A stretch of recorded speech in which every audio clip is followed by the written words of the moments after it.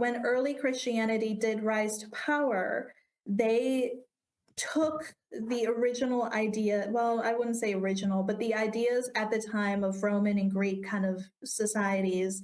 And what they ended up doing is developing this theological framework around sexuality, chastity, marriage, virginity, etc.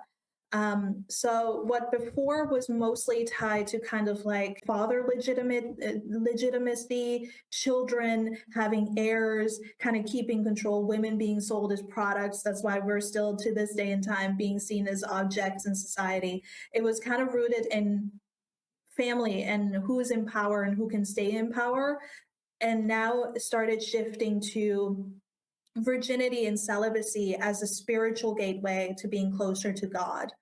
A person could choose not to get married and instead dedicate themselves to their Savior, and virginity then, after centuries, became synonymous with Christianity and this purity mindset.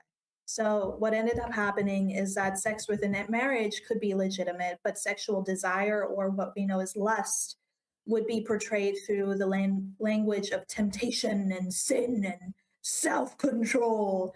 And eventually, we got to the point where sexual restraint equaled or equals virtue, and sexual excess equals moral failure. What they ended up doing is putting kind of for the first time this moral dilemma around your sexuality. And again, I have to stop and do this again because I know the internet. Okay.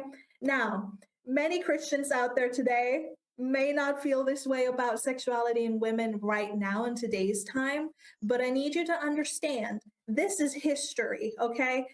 These are historical and cultural traditions that have had enormous influence on Western ideas about sexuality and do affect us in modern times.